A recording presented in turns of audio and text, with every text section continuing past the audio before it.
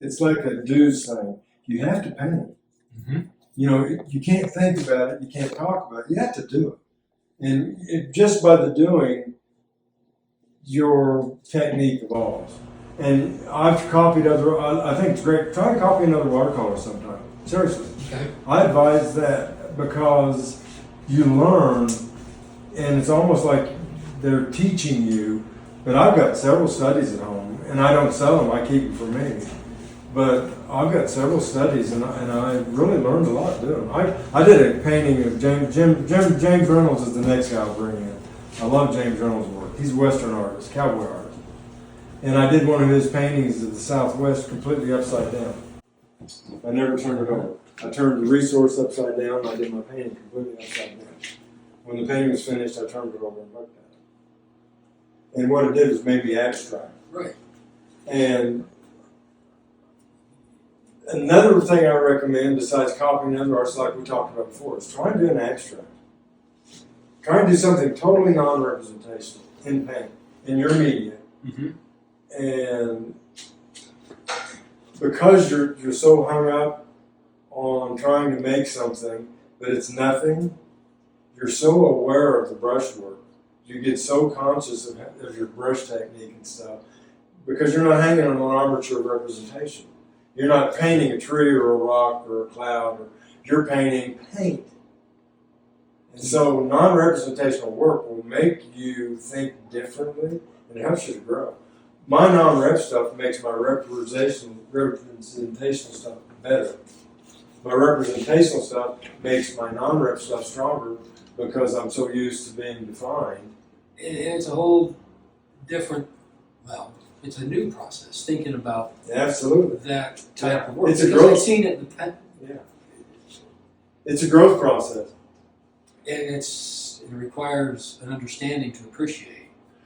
You're dealing with only the plastic elements. In other words, color, form, line, edge, value. These purely as they are.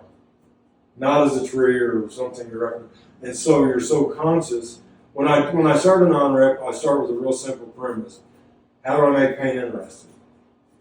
And then I go, okay, so I'll use primary colors as my impetus. That's what I'll start. So I'll throw out some big gestural brush strokes in primary color. And then the more strokes I make on the painting, the more it dictates to me what to do. But they're hard. But I've got a lot of my artist friends that paint landscape stuff. They won't even try with non-rep.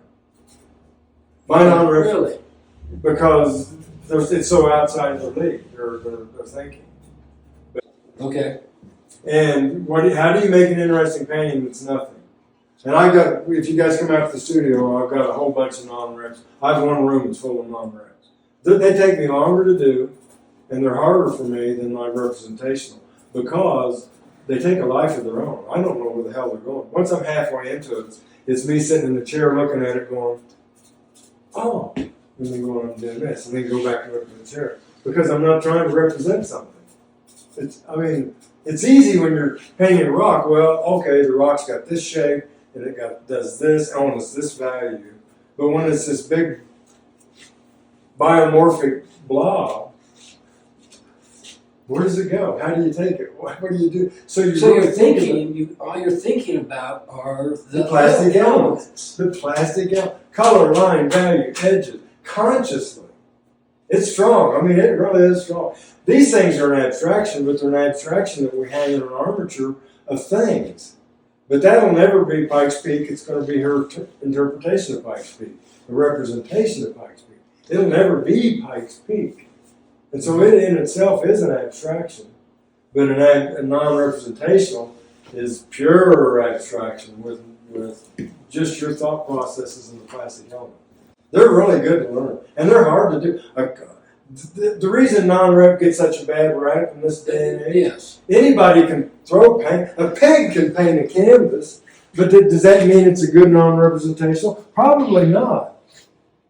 Because the pig has no concept of the elements of art. You know, gorillas paint. I've seen all these, and sometimes they luck into a decent painting. But your art, your non-representational should appeal to someone who has no concepts. No, I think it appeals to anyone that is visual. Right. if you're visual and you look at something, and I've had people come into my house, and I've got these two big non-reps in the exercise room, and they don't know anything about art, and go, oh, they're good paintings. I mean, I'm bragging. They are really strong paintings. And I know they're strong paintings because of the reaction I constantly get. And it isn't, most people come into my house and they go upstairs and they don't even comment on the work. And our house looks like we got 22 paintings in the living room.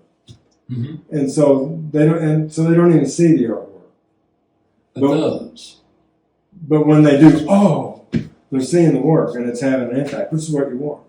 But right. I would recommend anyone that want to improve their technique, truly try and do a good non-representational painting. Look at some non-reps.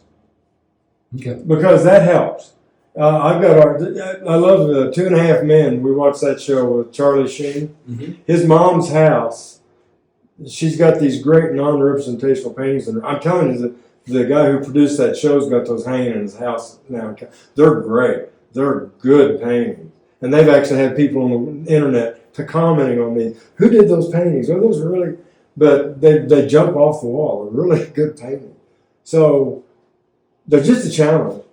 It's just, for somebody that's painting conventionally to try it, it is a learning thing. Okay.